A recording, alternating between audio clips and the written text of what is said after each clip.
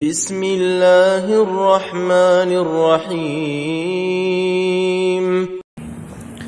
السلام عليكم ورحمة الله وبركاته. بحمد الله والصلاة والسلام على رسول الله وعلى آله وصحبه ومواله ولا حول ولا قوة إلا بالله وبعد. Alhamdulillah, segala puja dan puji hanya milik Allah subhanahu wa ta'ala. Salawat dan juga salam kita hadiahkan kepada Rasul kita Nabi besar Muhammad sallallahu alaihi wa ala alihi wasallam. Kita lanjutkan kembali kajian kita, masih membahas fikih daripada Asmaul Husna, dan kita masuk pada nama Allah subhanahu wa ta'ala Al-Afu, Al-Ghafuru, Al-Ghafaru, At-Tawwabu. Al-Afu, yang maha memaafkan. Al-Ghafur, yang maha mengampuni. Al-Ghafar, juga yang maha mengampuni, dan At-Tawwab, yang maha menerima tobat. Baik, kita akan bahas satu persatu dari nama Allah subhanahu wa ta'ala Al-Afu dan juga Al-Ghafur. Ma'asyiral muslimin wal muslimat rahimani wa rahimakumullah.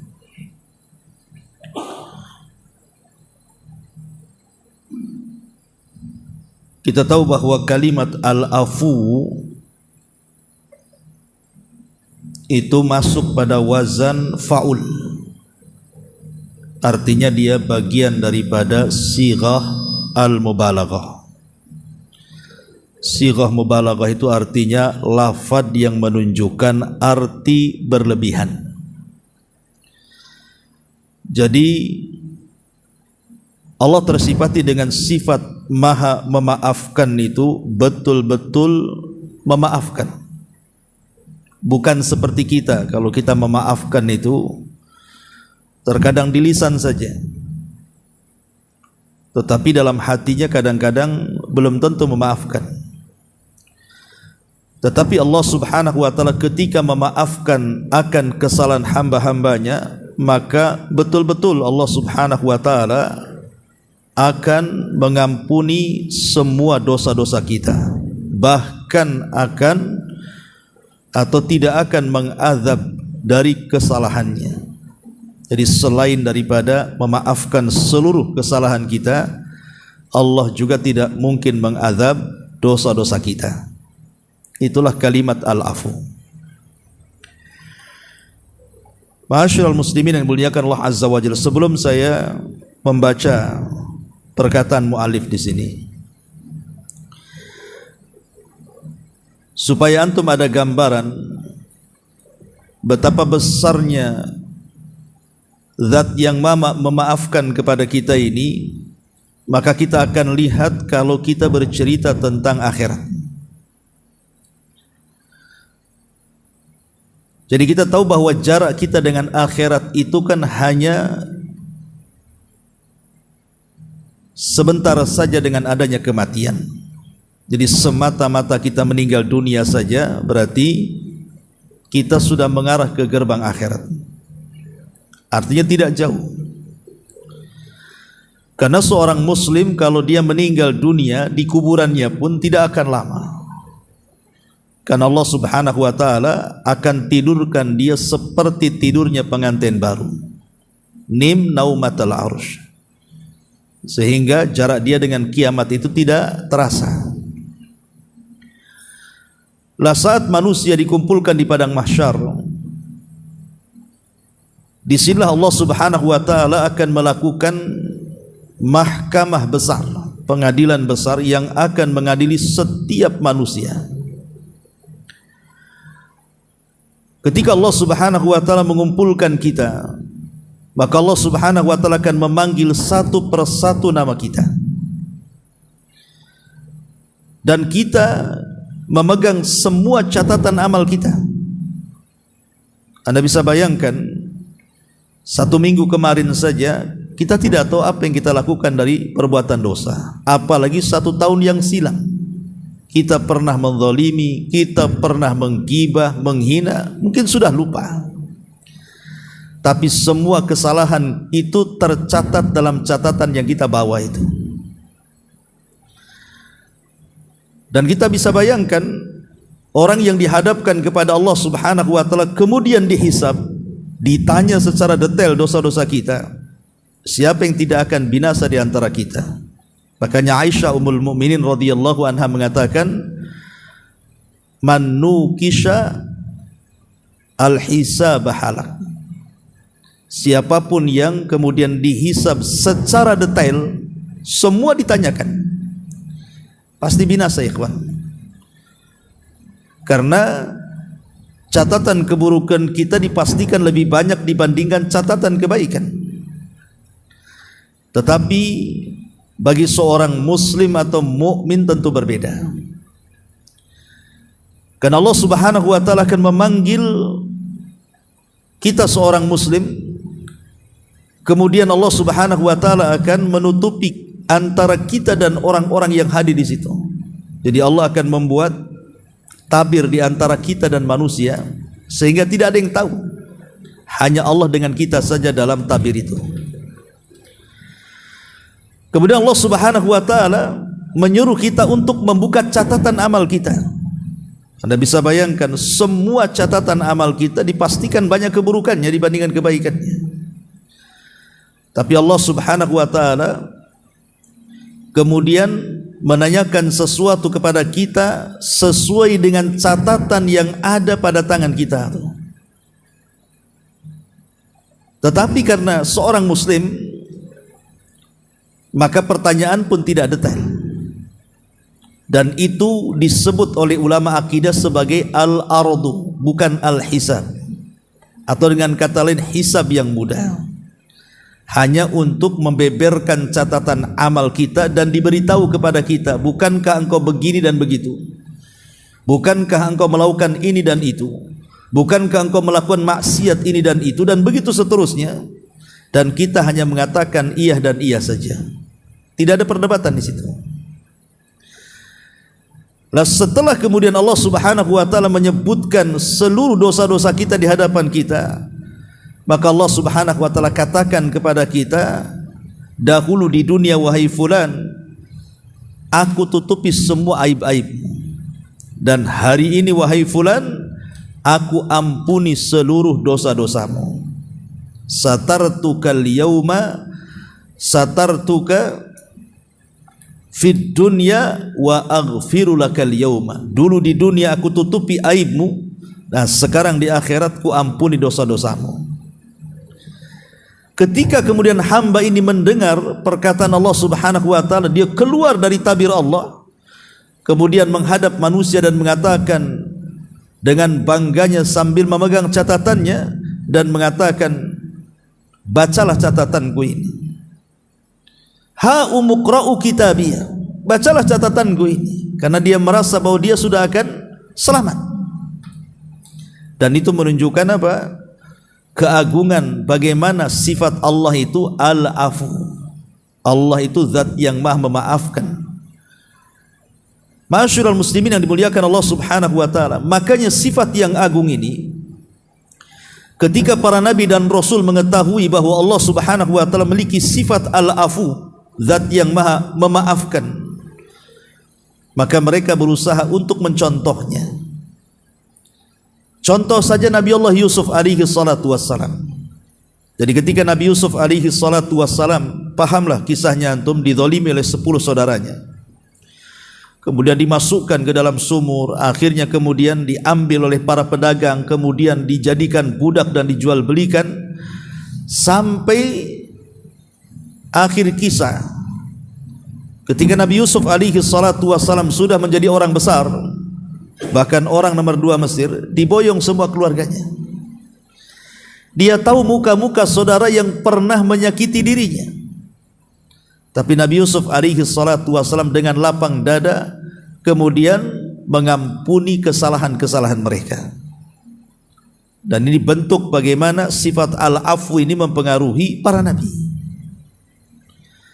Atau tidak jauh-jauh dari Nabi Yusuf, Nabi kita Muhammad sallallahu alaihi wasallam saja. Kita tahu di awal dakwahnya 13 tahun itu ngeri. Bagaimana Nabi sallallahu alaihi wasallam dan para sahabatnya ditekan, diintimidasi, disiksa, bahkan diusir, bahkan ada upaya pembunuhan dan lain sebagainya. Ketika terjadi Fathu Mekah, Rasul sudah berhasil mengislamkan banyak manusia di Madinah, kemudian memiliki pasukan besar. Dikepunglah Mekah itu, yang kemudian peristiwanya disebut Fathu Mekah. Lah setelah kemudian Mekah dikuasai Nabi sallallahu alaihi wasallam, Rasul meminta semua manusia dikumpulkan di haram. Nabi hafal muka-muka orang-orang yang pernah menyakiti dia dan para sahabatnya, yang pernah menyiksa dia dan para sahabatnya. Rasul hafal satu persatu. Tapi Nabi sallallahu alaihi wasallam dia tidak marah dan tidak dendam. Justru Rasul mengatakan di hadapan orang-orang Quraisy itu, idhabu fa antumut tulaqa, kata Rasul. Pergi kalian karena kalian semua sudah kumaafkan. Begitulah pengaruh sifat al-afu kepada para nabi, yang kemudian diwariskan kepada para sahabatnya. Contoh saja Abu Bakar Siddiq radhiyallahu an. Ketika terjadi haditsatul ifki, cerita tentang kebohongan berita akan berzinahnya Aisyah Ummul Mukminin dengan Safwan ibn Mu'attil. Kisahnya ma'ruf. Aisyah dituduh oleh orang-orang munafik berzinah dengan seorang sahabat namanya Safwan ibn Mu'attil. Gara-gara ketika Aisyah di tengah jalan dalam pulang dari peperangan itu, Aisyah ingin buang hajat, kemudian menjauh dari pasukan. Lah pasukan ini tidak paham bahwa Aisyah ini belum naik ke rumah-rumah untanya. Pasukan kemudian pergi, ditinggalkan Aisyah yang sedang buang hajat itu. Ketika selesai buang hajat, maka Aisyah Ummul Mukminin radhiyallahu anha ketinggalan pasukan. Rupanya ada seorang sahabat namanya Safwan ibn Mu'attil itu ketinggalan. Ketika dia melihat Aisyah Ummul Mukminin, dia langsung turun dari untanya dan mempersilahkan Aisyah naik ke untanya, kemudian menyusul pasukan. Ketika sampai di tengah-tengah pasukan, rupanya orang-orang munafik melihat. Disinilah kemudian ada kesempatan untuk menyakiti Rasul dengan menuduh perselingkuhan. Aisyah berselingkuh dengan Safwan ibn Mu'attil. Dan berita ini menyebar di tengah-tengah manusia di kota Madinah sampai membuat sesak Nabi dan membuat sesak Abu Bakar dan juga istri dan keluarganya. Sampai Rasul 1 bulan tidak menemui Aisyah sama sekali, karena masih mengharap turunnya wahyu, apakah betul tuduhan orang-orang munafik itu ataukah hanya dusta belaka. Sampai 1 bulan wahyu tidak turun, makin sesak lagi Nabi.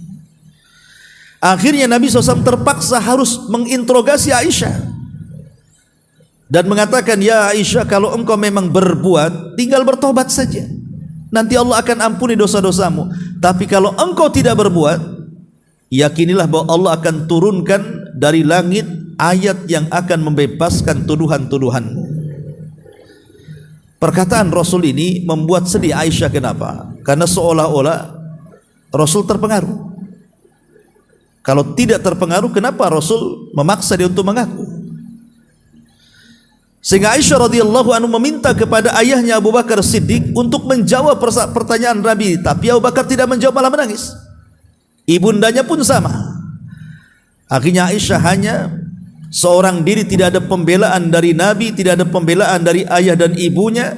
Dia hanya mengambil selimutnya, kemudian masuk ke dalam selimut dan menangis seraya membacakan ayat yang dibaca oleh Yaqub alaihi salatu wassalam, fa sabrun jamil. Oh, sabar itu indah rupanya.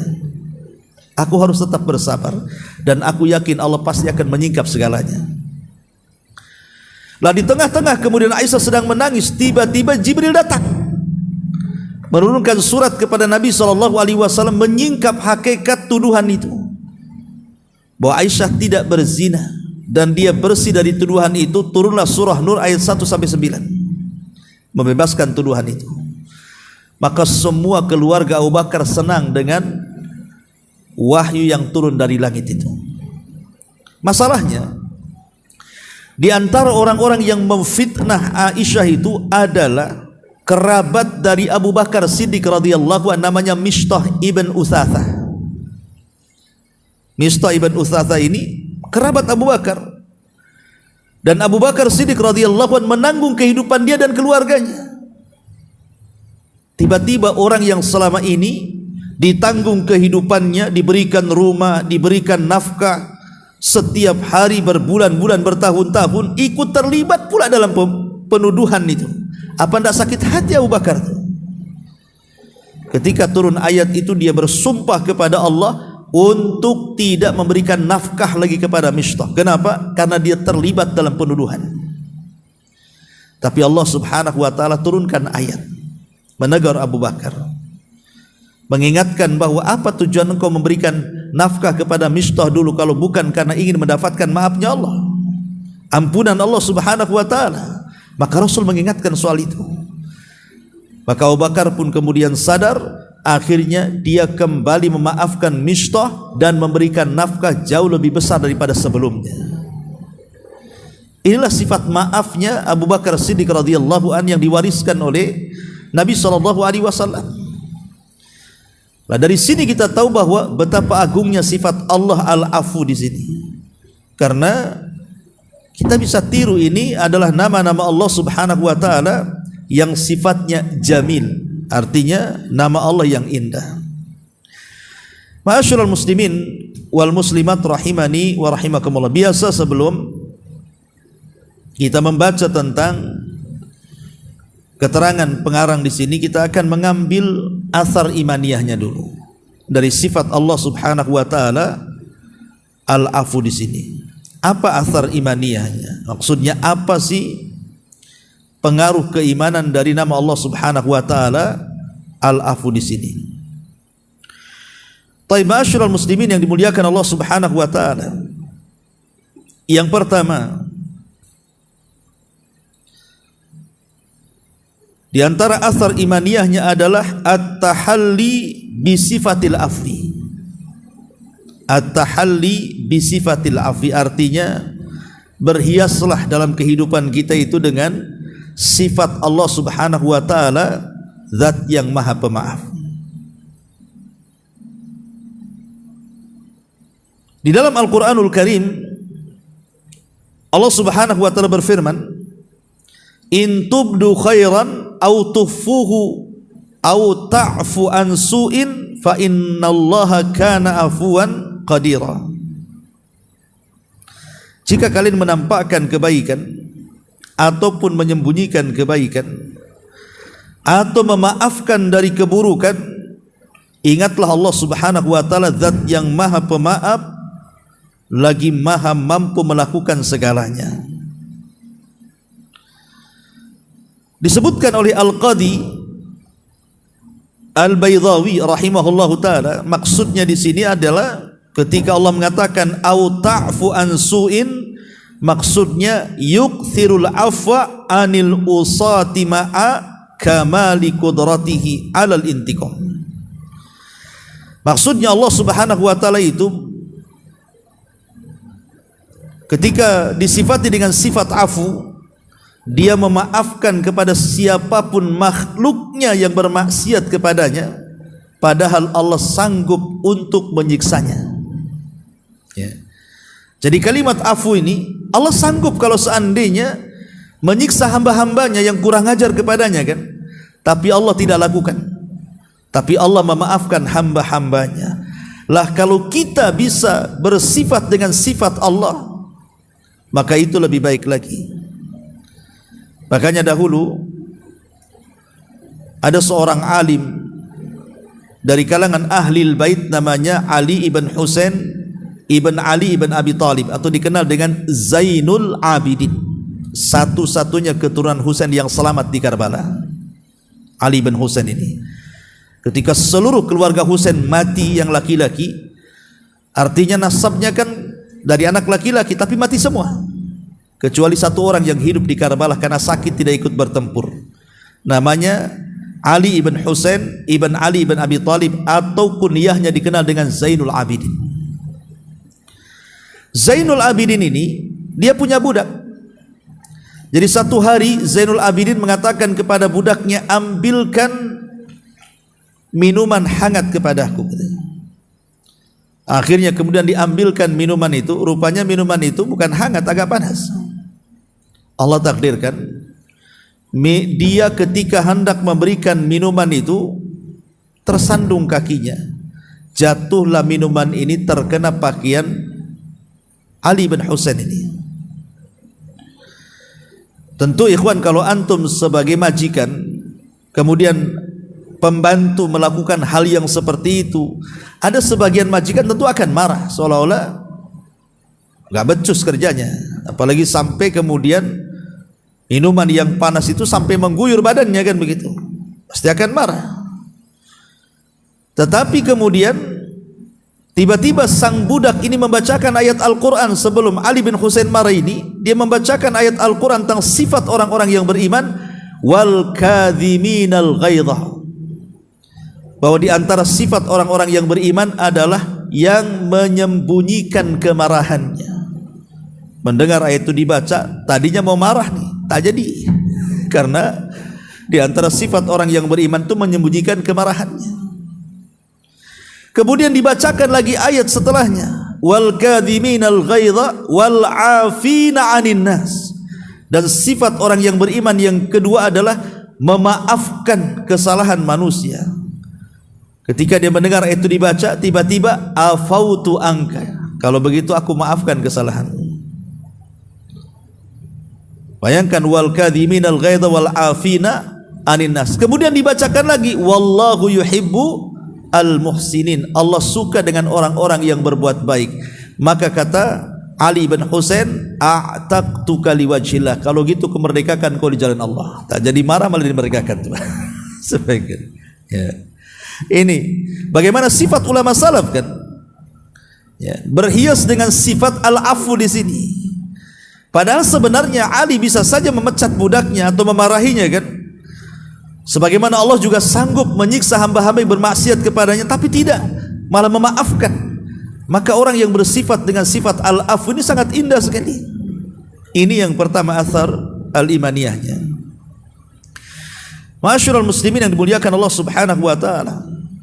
Kemudian yang kedua, al-afu di sini sababun linailil maghfirah, sebab orang itu akan mendapatkan ampunan dari Allah Subhanahu wa taala. Kisah Abu Bakar tadi yang memaafkan Mistah ibn Utsatsah, padahal dia sudah menuduh putrinya Aisyah, kan, tapi dimaafkannya. Bisa saja Abu Bakar kemudian mengusir dia dari rumahnya dan tidak berikan nafkah lagi, kan, tapi tidak. Karena Nabi SAW mengingatkan Abu Bakar dengan suratun Nur ayat 22. Apa kata Allah? Wal ya'fu wal yasfahu ala tuhibbuna an yaghfirallahu lakum wallahu ghafurur rahim. Maafkanlah, berlapang dadalah. Tidakkah kau ingin Allah mengampuni dosa-dosa kalian, dan Allah zat yang maha pengampun lagi maha penyayang? Mendengar ayat ini, Abu Bakar Siddiq radhiyallahu an langsung memaafkan Mistah. Kenapa? Karena tahu bahwa memaafkan itu sebab terbesar mendapatkan ampunan Allah. Ini yang kedua. Yang ketiga, bahwa al-afu itu sababun linailil ajril azim, bahwa sifat pemaaf itu sebab juga mendapatkan pahala yang sangat besar sekali. Dan itu disebutkan dalam surah Asy-Syu'ara ayat 40, faman 'afa wa aslaha fa ajruhu 'ala Allah. Siapa yang mudah memaafkan dan memperbaiki diri, maka pahalanya ditanggung Allah. Dan ketika pahalanya tidak disebutkan, ditanggung Allah Subhanahu wa taala, dirahasiakan, tentu bukan pahala kecil. Kalau pahala dirahasiakan sama dengan pahala puasa. Ketika Allah mengatakan dalam hadis kursi itu, as-saumu li wa ana azzibihi, puasa itu milikku kata Allah, aku yang akan membalasnya. Artinya pahala puasa itu kan disembunyikan Allah. Lah sesuatu yang bersifat disembunyikan Allah berarti pahala itu tidak kecil, besar. Maka yang memaafkan juga sama. Memang memaafkan itu berat, minta maaf berat, tapi memaafkan lebih berat lagi kan gitu. Tetapi bagaimanapun, kalau orang memaafkan itu lebih baik lagi. Kemudian juga di antara asar imaniyahnya bahwa al-afu itu sababun linaili taqwa, sebab orang mendapatkan ketakwaan kepada Allah Subhanahu wa taala, sebagaimana Allah katakan dalam surah Al-Baqarah ayat 237, wa an ta'fu aqrabu littaqwa. Kalau engkau memaafkan, maka itu lebih dekat kepada ketakwaan. Kemudian juga al-afu sababun al-fauju bil jannah, bahwa mudah memaafkan itu sebab kita ini mendapatkan keberuntungan dengan surga. Dan itu disebutkan di dalam surah Al-Imran ayat 133 sampai 134. Wasari'u ila maghfiratin min rabbikum wa jannatin arduhas samawati wal ar uiddat lil muttaqin. Bersegeralah kalian menuju ampunan Rabb kalian, karena sorga yang luasnya selangit dan sebumi itu diperuntukkan untuk orang-orang yang bertakwa. Siapa orang yang bertakwa itu? Alladzina yunfikuna fis sarra'i wadh dharra, orang-orang yang menginfakkan hartanya baik dalam keadaan senang ataupun susah, wal kadhiminal ghaid, dan yang menyembunyikan rasa amarahnya, wal afina anin nas, dan orang yang memudahkan memaafkan manusia, wallahu yuhibbul muhsinin, Allah suka dengan orang-orang yang berbuat baik. Lihat bagaimana memaafkan itu juga di antara sebab kita mendapatkan surga Allah Subhanahu wa taala. Kemudian juga al-afu di sini sababun linaili izzati wa rif'ah, sebab kita mendapatkan kemuliaan dan juga derajat tinggi di hadapan Allah Subhanahu wa taala. Apa kata Rasul? Ma naqasat sadaqatun min malin, tidak akan berkurang harta yang disedekahkan itu. Wa ma zadallahu 'abdan bi afwin illa izzan, dan tidaklah Allah menambah bagi seorang hamba yang mudah memaafkan kecuali kemuliaan. Wa ma tawadha'a ahadun lillahi illa rafa'ahu Allah, maka siapapun yang merendahkan diri di dunia karena Allah Subhanahu wa taala, kecuali Allah akan angkat derajatnya. Ini pun menunjukkan bahwa pemaaf itu juga sebab mendapatkan izzah kemuliaan. Ma'asyiral muslimin yang dimuliakan Allah Azza wa Jalla, termasuk juga sifat al-afu di sini, dia akan diberikan di sorga bidadari sesuai dengan pilihannya. Dia akan diberikan bidadari sesuai dengan pilihannya, dan itu berdasarkan sabda Rasul, man qadhama ghaidhan wa huwa qadir ala an yanfadhahu da'ahu Allahu ala ru'usil khalaiq yaumal qiyamah hatta yukhayyirahu fi ayyil huri sya'a. Barang siapa yang bisa menyembunyikan perasaan marahnya, pada dia sanggup untuk meluapkannya, tapi dia sembunyikan perasaan marahnya itu dan dia berusaha memaafkan, kelak Allah akan panggil dia di hadapan manusia pada hari kiamat. Kemudian Allah akan katakan, pilihlah dari bidadari sesuai dengan kehendakmu. Ini luar biasa ya. Ya, di antara ini juga asar imaniyahnya bahwa kita diberikan nikmat yang luar biasa di sorga dengan cara memilih bidadari sesuai dengan kehendak kita.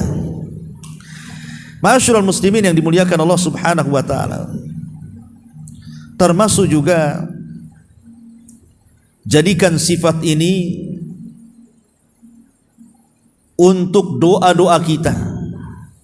Ketika berdoakan kita dianjurkan untuk memperbanyak Asmaul Husna, dan ketika berdoa itu disesuaikan nama-nama Allah yang kita panggil itu sesuai dengan hajat kita. Jadi kalau kita ini banyak dosa, banyak maksiat kepada Allah dan ingin supaya mudah tobat dan dapat hidayah, maka perbanyaklah menyebut kalimat al-afu di sini. Minta kepada Allah dengan menyebut kalimat al-afu agar Allah mengampuni dosa-dosa kita. Dan banyak lagi tentu asar keimaniyah yang ada pada kalimat al-afu di sini. Ma'asyiral muslimin wal muslimat rahimani wa rahimakumullah. Sebagian para ulama ketika memahami kalimat al-afu di sini, beda kalimat al-afu dengan kalimat al-ghafur atau ghafar ya. Walaupun secara makna bahasa itu sama aja, artinya memaafkan, mengampuni, bahasa Indonesia sama aja. Yang memaafkan ya mengampuni, mengampuni ya memaafkan kan itu. Tapi bahasa Arab itu berbeda. Kalimat al-afu dengan kalimat al-ghafar atau al-ghafur di sini. Apa perbedaannya? Dijelaskan oleh para ulama, di antaranya perkataan Syekhul Islam Ibnu Taimiyah rahimahullahu taala. Syekhul Islam Ibnu Taimiyah rahimahullahu taala, beliau mengatakan bahwa kalimat afu itu artinya al-mahwu. Al-mahwu itu artinya menghapus semua kesalahan kita. Jadi kalau saya katakan saya maafkan kamu, dalam bahasa Arabnya afautuka, saya maafkan kamu, artinya di diri saya itu sudah tidak ada lagi perasaan-perasaan yang membuat jengkel dari kesalahan yang antum buat kepada saya. Jadi ketika saya maafkan dengan kalimat afautuka, ya sudah, memang sama sekali saya maafkan semuanya. Seolah-olah antum itu tidak pernah berbuat salah lagi sama saya. Jadi menghapuskan semua pengaruh-pengaruhnya. Tapi kalau kalimat pamannya saya katakan dalam bahasa Arabnya ghafartuka, aku ampuni kamu. Kalimat ghafartu ini belum tentu saya maafkan semuanya. Cuman saya akan tutupi saja kesalahan antum dengan cara saya maafkan antum.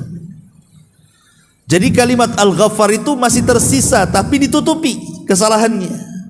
Tapi kalau kalimat al-afu itu tidak ada satupun kesalahan yang tersisa kecuali hilang dari badannya. Dari sini kita tahu bahwa kalimat al-afu ini lebih mulia dibandingkan kalimat al-ghafur. Nanti saya jelaskan panjang lebar masalah ghafur, tapi kita fokus di kalimat al-afu di sini. Ya.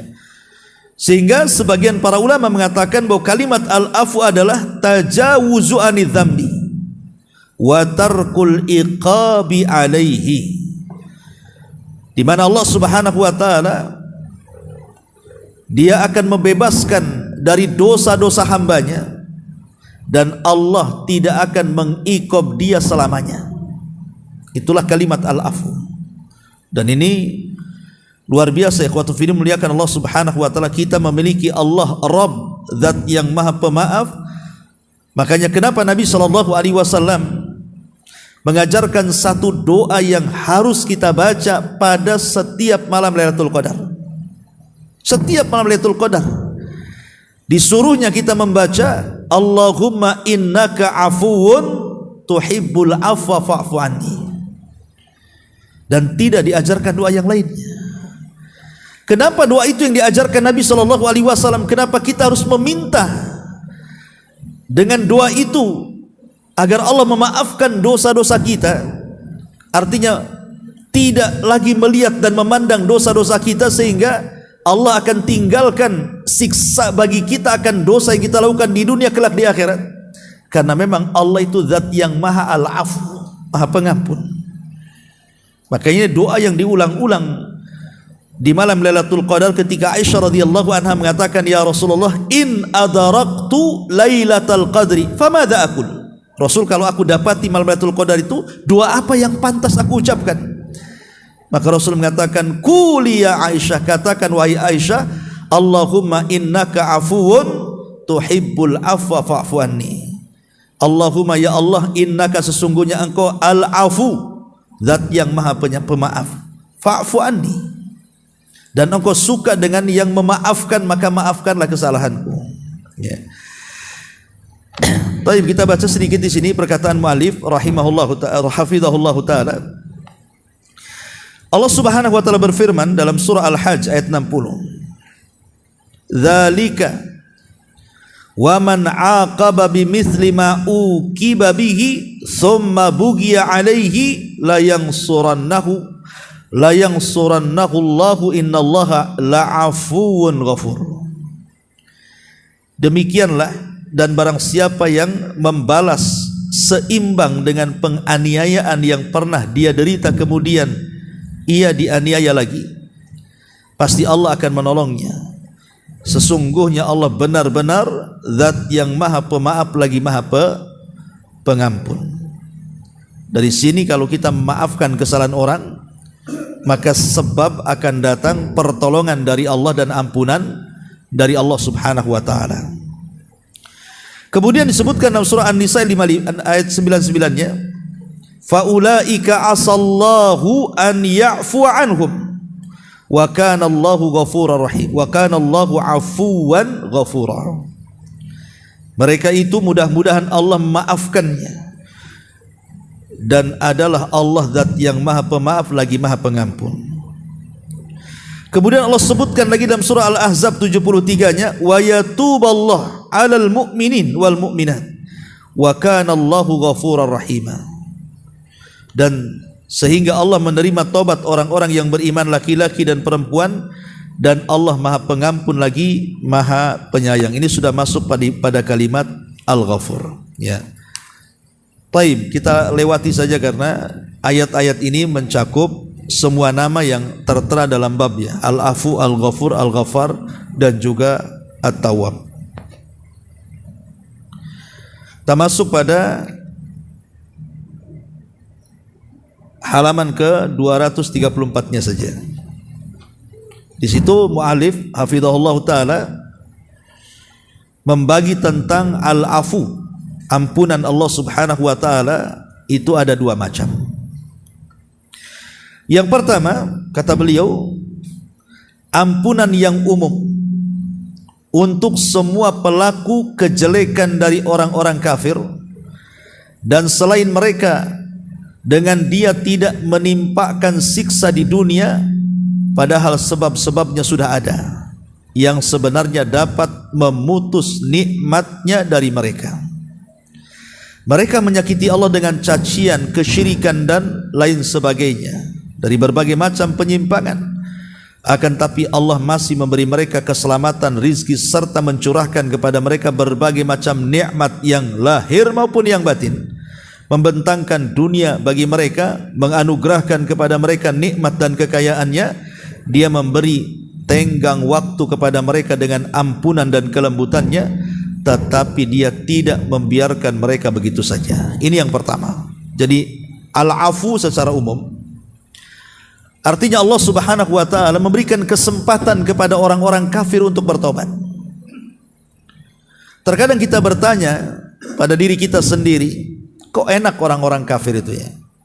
Di antara mereka terkadang lebih sehat dibandingkan kita, lebih kaya dibandingkan kita, lebih sukses dibandingkan kita, usahanya lebih besar dibandingkan kita.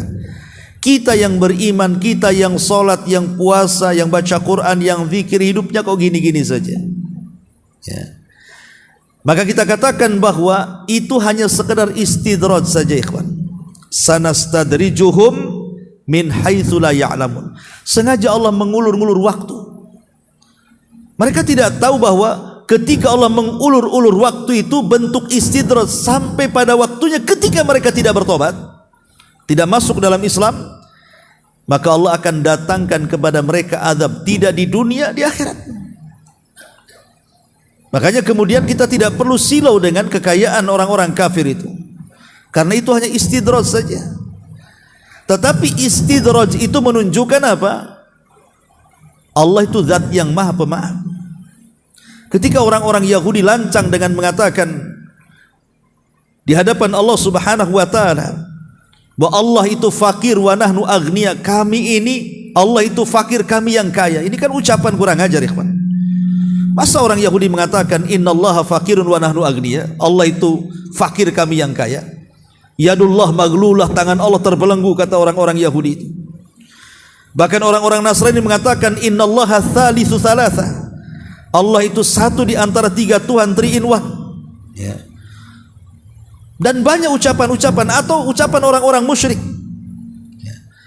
yang mengatakan kemudian malaikat-malaikat Allah itu banatullah, anak-anak putri Allah, dan lain sebagainya dan lain sebagainya. Banyak ucapan-ucapan kekufuran, kesyirikan, belum lagi perbuatan mereka yang jelas-jelas menyekutukan Allah kan. Harusnya mereka itu sudah dapat azab, sudah jelas-jelas mereka menyekutukan Allah Subhanahu wa taala. Tapi kenapa mereka dibiarkan? Kenapa mereka tidak diazab oleh Allah Subhanahu wa taala di atas kelancangan mereka? Coba. Karena mereka masih dinaungi dengan al-afu secara umum. Zat yang maha pemaaf secara umum. Allah masih memaafkan mereka, memberikan kesempatan untuk bertobat kepada mereka. Kalau tidak, maka itu hanya istidraj saja bagi mereka. Ini yang pertama. Kemudian yang kedua, ampunan yang khusus bagi mereka yang bertaubat dan yang meminta ampun, yang berdoa, yang beribadah, dan yang tertimpa musibah, dan mereka bersabar seraya mengharapkan pahala Allah. Semua orang yang bertobat dengan taubatan yang sebenarnya, yakni dengan cara ikhlas karena wajah Allah dan tidak diiringi oleh keraguan apapun, kemudian tidak terus-menerus di dalam dosa, maka Allah akan mengampuninya bagaimanapun dosa yang ia lakukan, baik dari kekafiran, kefasikan, kemaksiatan, atau semua maksiat yang pernah dikerjakan. Artinya begini, sebesar apapun maksiat kita orang yang beriman, hatta sampai ke taraf kufur, syirik, munafik sekalipun, apalagi dosa-dosa besar, apalagi dosa-dosa kecil kan gitu. Kalau kita datang kepada Allah Subhanahu wa taala meminta maafnya, pasti zat yang maha pemaaf itu akan memaafkan kita sebesar apapun dosa kita. Allah masih memberikan kesempatannya. Hatta sekalipun kita sudah minta maaf kemudian dimaafkan, kemudian terjerumus lagi ke dalam dosa yang sama atau dosa lainnya, kemudian kita meminta ampun, Allah tetap ampuni. Karena selama pintu tobat itu terbuka, masih Allah Subhanahu wa taala masih mengampuni dosa kita. Selama nyawa belum ditenggorokan dan sebelum matahari terbit dari arah barat, kalau kita meminta ampun kepada Allah, yakini Allah pasti mengampuni dosa kita. Karena Allah itu al-afu, zat yang maha pemaaf.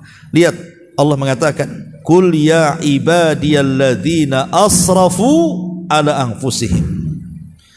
Katakanlah wahai Muhammad, hai hamba-hambaku yang melampaui batas terhadap diri-diri mereka. Lihat bahasa Allah.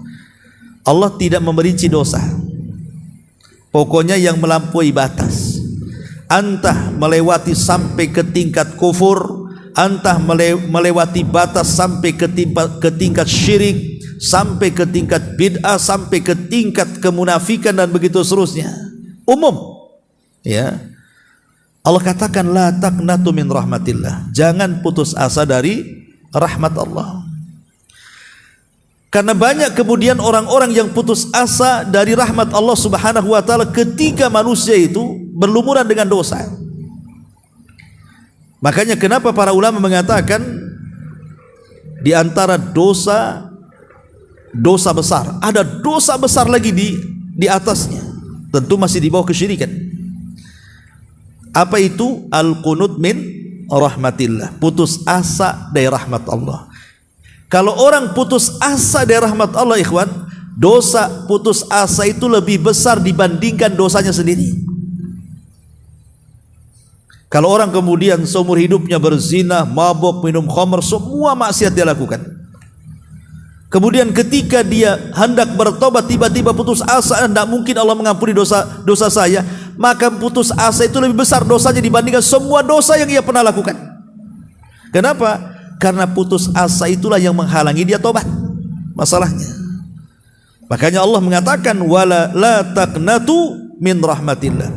Jangan putus asa dari rahmat Allah Subhanahu wa taala. Innallaha yaghfiru dzunuba jami'a. Karena Allah mengampuni semua dosa. Innahu huwal ghafurur rahim. Karena dia zat yang maha pengampun lagi maha penyayang. Dahulu di zaman Bani Israel, dalam sebuah hadis yang sahih, ada seorang laki-laki yang dari lahir sampai dia wafat penuh dengan dosa. dosa aja, dari dosa kecil sampai dosa besar. Ketika dia hendak wafat itu, dia takut dengan dosanya.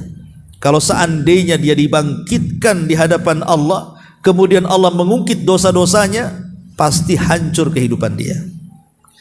Akhirnya dia kumpulkan anak-anaknya, kemudian berwasiat kepada anak-anaknya dan mengatakan, lau mittu fa ahrikuni, kalau aku mati bakar jasadku, dikremasi ya. Kemudian setiap debuku bagi di semua lautan. Jadi ada yang debunya di lautan sana, debunya di lautan sini, pokoknya bagi di semua lautan. Kemudian dia mengatakan, sebab kalau Allah sanggup membangkitkan aku, kata dia, seandainya Allah sanggup membangkitkan aku, la yu'adzibani azaban lam yu'adzib ahadun min qabli. Pasti Allah akan mengazab diriku dengan azab yang belum pernah Allah azab siapapun di permukaan bumi, katanya. Saking takutnya tuh dia ngomong gitu. Kalau sampai Allah sanggup membangkitkan aku, katanya, habis aku. Pasti Allah akan mengazab aku melebihi semua azab yang Allah timpakan kepada siapapun manusia di alam semesta ini, katanya. Akhirnya Allah takdirkan meninggal dunia dia. Wasiatnya dipenuhi anak-anaknya. Diambilnya debu ayahnya itu yang sudah dibakar, kemudian dilempar di laut sana, di laut sini, di laut sana, sehingga tersebar di mana-mana. Dia tidak tahu bahwa innallaha ala kulli syai'in qadir. Allah itu atas segala sesuatu maha mampu. Rupanya oleh Allah Subhanahu wa ta'ala dikumpulkan lagi itu abu-abunya. Kemudian dibentuk lagi jasadnya, kemudian dikembalikan rohnya, kemudian dihadapkan kepada Allah. Kemudian Allah bertanya kepada orang ini dan mengatakan, ya fulan, ma fa'alta, apa yang kau lakukan? Apa yang kau lakukan? Kenapa kau lakukan seperti itu? Kau yakin bahwa aku tidak akan sanggup membangkitkan kamu? Aku sanggup membangkitkan kamu. Kemudian Allah Subhanahu wa ta'ala bertanya alasannya, ya, apa yang kau lakukan? Apa alasanmu? Kenapa kau lakukan seperti itu? Berwasiat dibakar badannya, kemudian debunya disebar di laut mana, laut ini, laut itu, supaya aku tidak membangkitkan kamu. Salah, aku bisa membangkitkan kamu. Akhirnya dia mengatakan, ya Rabb, khaufuka, karena rasa takutku kepadamu. Ini yang menyebabkan apa? Aku melakukan hal ini karena rasa takutku kepadamu. Maka Allah mengatakan, kalau itu benar alasanmu, masuklah kau ke dalam surga, katanya. Lihat, orang ini dikatakan bahwa dia tidak pernah melakukan kebaikan. Semua kehidupannya itu dosa dan dosa. Tapi ketika kematiannya, ada tauhid dalam hatinya yang menyebabkan dia berwasiat seperti itu karena rasa takut yang mendalam kepada Allah Subhanahu wa ta'ala. Dengan sebab itu pula Allah maafkan kesalahannya, Allah masukkan pula dia ke dalam surga. Ala afu, ikhwan.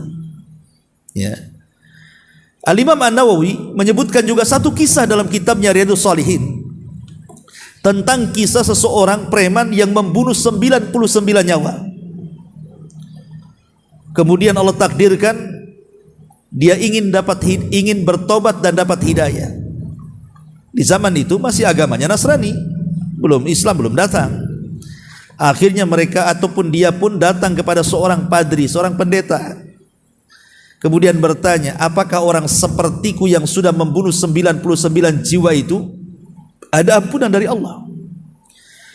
Maka tiba-tiba seorang pendeta yang jahil ini, memang dia ahli ibadah, tapi dia jahil, tidak punya ilmu, akhirnya memberikan fatwa yang sesat dan menyesatkan. Dan dia mengatakan bahwa dosamu sudah membumbung ke langit, wahai fulan, tidak ada maaf Allah bagimu, tidak ada tobat bagimu. Karena mendengar fatwanya yang serampangan, marahlah kemudian sang preman, tumbuh jiwa pembunuhnya, dibantailah si rahib itu. Genap pula jadi 100. Ya. Itulah jiwa pembunuh itu, kenapa dalam Islam itu harus diqisas. Sebab kalau orang membunuh, kalau dia tidak bertobat, jiwa membunuhnya itu akan ada terus. Maka dalam Islam itu ada hukuman qisas namanya. Bunuh, dibunuh. Ya. Akhirnya kemudian orang ini masih tetap mencari hidayah. Allah takdirkan akhirnya ketemu seorang rahib yang alim dia. Bukan rahib kacang-kacang, tidak. Betul-betul rahib yang alim, dia bisa berfatwa dengan ilmunya. Kemudian dia hanya menyarankan kepada anak muda ini, kalau engkau ingin bertobat sungguh-sungguh, di sana ada perkampungan semua orang soleh. Kau datanglah bergabung dengan orang-orang soleh di kampung itu, mudah-mudahan Allah memaafkan dan mengampuni dosamu. Berangkatlah orang yang sudah membunuh 100 jiwa ini. Allah takdirkan di tengah jalan meninggal dia karena jauhnya jarak, kemudian kehabisan bekal, kelaparan, meninggal. Ketika dia meninggal itu, datang malaikat rahmat hendak mengambil ruhnya. Tapi sebelum kemudian ruh itu diambil malaikat rahmat, datang pula malaikat azab. Kemudian diambil ruhnya oleh malaikat azab, tarik-tarikanlah nih ruh ini. Satu sisi ditarik malaikat rahmat, sisi lain ditarik malaikat azab ini. Kata malaikat rahmat, ini ruh milikku karena dia sudah ada keinginan bertobat kepada Allah Azza wa Jalla. Kalau kata malaikat azab, oh tidak bisa, ini milikku karena dia sudah membunuh 100 jiwa katanya. Apa yang terjadi? Allah Subhanahu wa taala utus malaikat pemutus, malaikat hakim. Kemudian malaikat pemutus ini mengatakan kepada dua malaikat rahmat dan azab ini, kisu bainal ardaini. Gini saja, lepaskan rohnya, kita sama-sama ukur jarak kematiannya dengan jarak rahib yang ditanya. Apakah lebih dekat ataukah lebih jauh? Atau jarak dia dengan kampung yang akan dituju, apakah lebih dekat kepada si rahib ataukah masih jauh? Ataukah lebih dekat ke kampung itu? Kalau jasadnya lebih dekat ke kampung yang dituju, ambil wahai malaikat rahmat, karena sudah dekat ke kampung itu.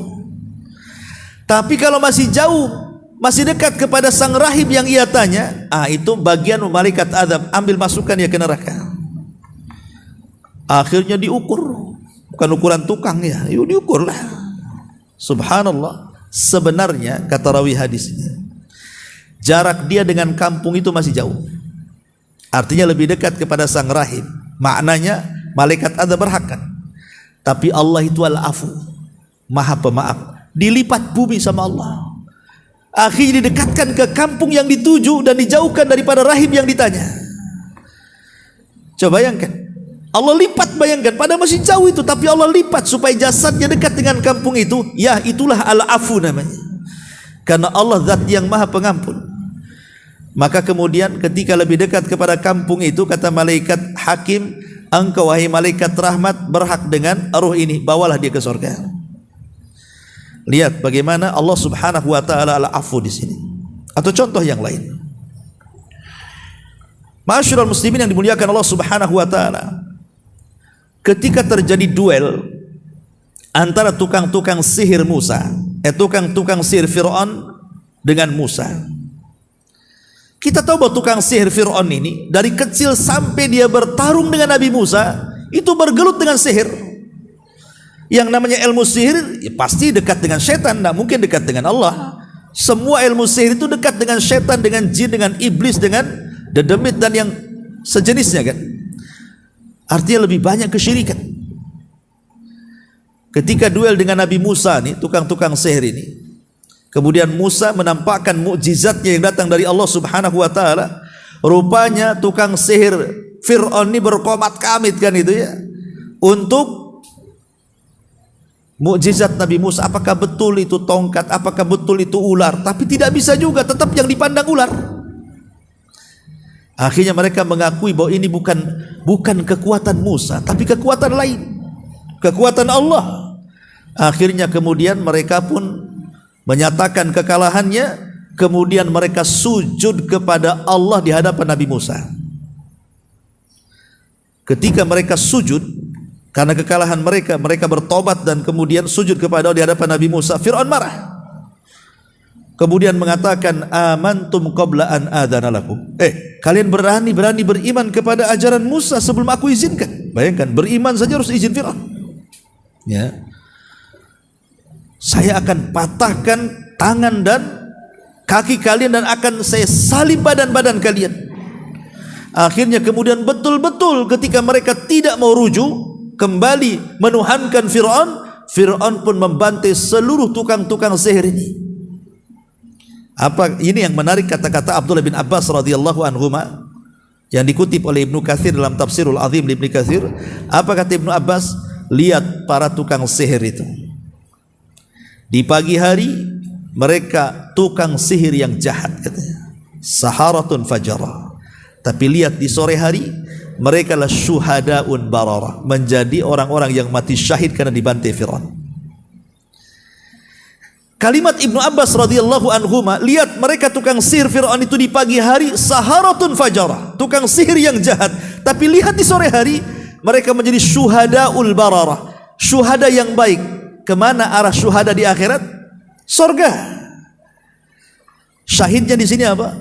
Lihat bagaimana sifat al-afu, Allah memaafkan. Padahal tukang sihir ini tidak pernah melakukan kebaikan, semua hari-harinya kesyirikan. Tapi dia hanya melakukan sujud satu kali kepada Allah kemudian dibantai. Tiba-tiba Allah maafkan semua kesalahan ketika mereka jadi tukang sihir. Allah masukkan ke surga kan? Itulah sifat al-afu namanya. Bagaimana Allah itu memaafkan kesalahan hamba-hambanya sedemikian dalam. Dan banyak lagi lah kalau kita contohkan tentang sifat Allah Subhanahu wa taala. Makanya di sini Allah mengatakan, "Qul ya ibadiyalladzina asrafu ala anfusihim la taqnatu min rahmatillah. Innallaha yaghfiru dzunuba jami'ah. Innahu huwal ghafurur rahim."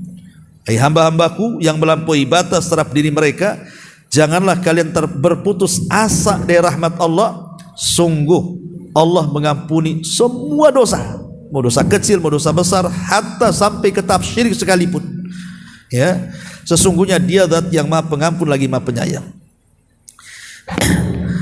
Kemudian di sini pengarang hafizahullah taala membawakan sebuah hadis kursi yang luar biasa. Apa kata Allah dalam hadis kursi di sini? Ya ibna Adam, innaka ma da'autani wa rajautani ghafartu laka ala ma kana fika wa la ubali. Ya ibna Adam law balagat dunubuka anana sama thumma astaghfartani ghafartu laka wa la ubali. Ya ibna Adam innaka law ataitani bi qurabil ardi khataya thumma lakitani la tusyrik bi syai'an la ataituka bi qurabiha maghfiratan. Wahai anak Adam, sungguh jika engkau berdosa dan berharap kepadaku, maka aku akan mengampuni dirimu bagaimanapun dosamu, dan aku tidak peduli. Lihat kalimat, seberapapun dosamu, kalau kau datang meminta ampun, ku maafkan dan aku tidak peduli dengan dosa-dosamu. Ini sifat al-afu namanya. Ya. Wahai anak Adam, seandainya dosa-dosamu sampai ke atas langit sekalipun, kemudian engkau meminta ampun kepadaku, aku akan ampuni dirimu dan aku tidak peduli. Bayangkan dosa setinggi langit itu dosa kayak apa? Ya. Berarti semua dosa sudah dilakukan dia kan. Tapi kalau dia datang kepada Allah, yakini Allah itu al-afu, Maha Pemaaf. Makanya Allah mengatakan, aku tidak akan peduli dengan dosamu kalau engkau minta maaf. Dan ini yang luar biasa yang terakhir, seandainya dirimu datang kepadaku dengan membawa kesalahan sebesar bumi sekalipun, kemudian engkau datang kepadaku dalam keadaan tidak menyekutukanku, maka aku akan mendatangi engkau dengan ampunan sebesar bumi pula. Syaratnya jangan menyekutukan Allah. Jadi kalau seandainya orang meninggal dunia, dia tidak bertobat dari dosa-dosanya, tapi dia tidak membawa dosa syirik. Ya mungkin dia kehidupannya dia sholat tapi juga berzina, sholat tapi juga berjudi, sholat tapi minum khamar, sholat tapi juga melakukan banyak maksiat. Ya manusia itu kan ada kekurangannya ikhwan. Tidak ada manusia itu sempurna. Pasti manusia itu satu sisi beribadah, sisi lain dia bermaksiat. Tidak mungkin manusia di dunia ini tidak ada yang sempurna sama sekali. Ya. Tetapi asal kita datang menghadap Allah saat kematian tidak menyekutukan Allah Subhanahu wa taala, dan kita membawa panji-panji tauhid la ilaha illallah, maka kita masih ada harapan al-afu dari Allah.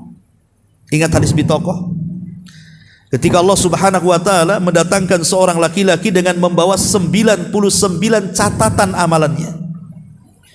Kemudian Allah katakan, bentangkan satu catatanmu. Dibentangkan satu catatannya, rupanya sejauh mata memandang semua dosa dia tuh. Itu baru satu catatan, belum 98-nya dibongkar kan. Itu dia sudah down duluan. Karena apa? Satu catatan saja sudah menghancurkan dia karena semua kesalahannya tuh. Akhirnya Allah mengatakan, coba cek lagi itu, apakah ada catatan yang salah katanya. Dia mengatakan, tidak ya Rabb, ini semua saya benar. Coba cek lagi, apakah malaikat pencatat itu salah catat katanya. Enggak ya Rabb, benar semua ini saya. Nah, ini salah satu pendalilan para ulama di antara khususnya hisab. Kekhususan hisab adalah Allah berikan memori kepada kita sehingga kita punya ingatan yang tajam, mampu mengingat dari mulai akil balik sampai meninggal. Supaya apa? Disesuaikan catatannya dengan hafalan kita. Kalau di dunia, ya kita lemot memori kita. Sakomlut-komlutnya orang bentar aja lemot, pasti lupa kan begitu. Kalau di akhirat tidak ada, karena Allah kembalikan memorinya. Untuk apa? Disesuaikan dengan catatannya masalahnya, supaya jangan ada yang diingkari di situ. Akhirnya setelah yakin itu semua catatannya, Allah mengatakan, alakah hasanah? Oke, dengan kau tahu satu catatan yang sejauh mata memandang semua kesalahanmu itu, punya enggak kau kebaikan yang bisa menandingi catatan ini katanya. Dia mengatakan, ya Rabb, seandainya aku punya kebaikan katanya, apalah arti kebaikanku dengan catatan ini semua katanya. Dia sudah ngedown duluan ya. Akhirnya kemudian dia pun sudah hampir melangkah ke neraka. Allah panggil dan mengatakan, demi Allah wahai fulan, engkau memiliki satu kebaikan. Dikeluarkanlah satu kartu sakti itu, tulisan la ilaha illallah. Tapi hamba ini tidak percaya juga. Akhirnya Allah datangkan timbangan, kemudian yang 99 catatan diletakkan di satu neraca, kemudian la ilaha illallah diletakkan di neraca satunya. Lihat bahasa hadis, tosat bihinna la ilaha illallah. Kalimat tosat itu artinya la ilaha illallah menjadi melesat ke atas. Karena inilah perbedaan timbangan dunia dengan akhirat. Kalau timbangan dunia kalau berat ke bawah, kalau timbangan akhirat kalau berat ke atas ya. Tosat bihinna la ilaha illallah. Rupanya la ilaha illallah lebih berat dibandingkan 99 catatan keburukannya. Itulah bentuk al-afu namanya. Allah itu memaafkan hamba-hambanya selama kita datang tidak menyekutukan Allah subhanahu wa ta'ala ya. Kemudian juga beliau mengatakan, di antara bentuk ampunannya adalah bahwa kebaikan dan amal saleh dapat menggugurkan kejelekan dan kesalahan. Ini sifat al-afu juga. Innal hasanat yudhibna sayyi'at. Sesungguhnya perbuatan-perbuatan yang baik itu bisa menghapuskan perbuatan-perbuatan dosa. Dan ini sifat al-afu dari Allah. Semata-mata umpamanya hari ini kita melakukan dosa, di hari yang sama kita melakukan amal saleh, maka amal soleh ini cukup menghapuskan dosa yang baru dia kerjakan. Contoh satu hadis, ada anak muda di zaman Nabi. Anak muda ini berkhalwat dengan seorang gadis. Dia tidak berzina dengan zina besar, tidak. Dia hanya berkhalwat, ya pegang-pegang, cium-cium, wajarlah anak muda. Tapi di mata para sahabat, walaupun dia tidak berzina besar, itu sudah dianggap dosa besar berkhalwat itu. Sehingga dia datang kepada Nabi SAW dan mengatakan, ya Rasul, fa'altu dzamban aziman. Aku sudah melakukan dosa besar ya Rasulullah. Bagaimana caranya aku minta ampun kepada Allah katanya. Kemudian dia menceritakan dosanya dia berkhalwat dengan seorang gadis. Maka Rasul mengatakan, hal shallaital asra jamaah. Apakah engkau tadi waktu aku salat asar kau ikut jamaah? Maka laki-laki ini mengatakan, ya, aku ikut jamaah di belakangmu wahai Rasul. Maka Rasul mengatakan, idhab faqad ghafarallahu lak.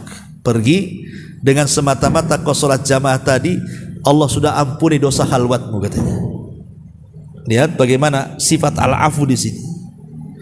Sama juga dengan seorang laki-laki, seorang kakek yang usianya sudah hampir 100 tahun lebih, di mana semua dosa dilakukan dia. Karena dia orang kafir, semua dosa dilakukan dia. Dia datang kepada Nabi. Dia mengatakan, ya Muhammad, afidinika minat taubah. Apakah dalam agamamu ada tobat orang sepertiku katanya. Kata Rasul, ya. Tashhadu an la ilaha illallah wa anni Rasulullah. Bersaksilah bahwa tidak ada sembahan yang berhak disembah kecuali Allah. Aku adalah utusan Allah. Kata kakek ini, cukup dengan itu. Kata Rasul, cukup dengan itu. langsung dia mengatakan asyhadu an la ilaha illallah wa asyhadu annaka rasulullah.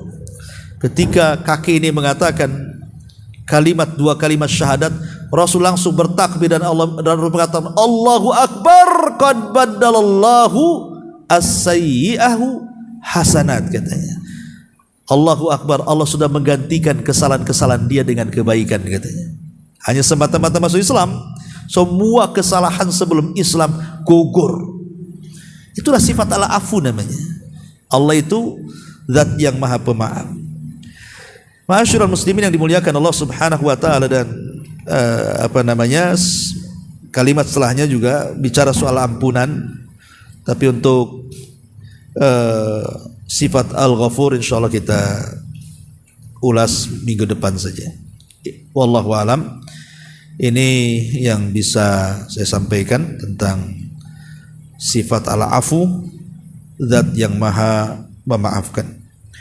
Wallahu a'lam bishawab.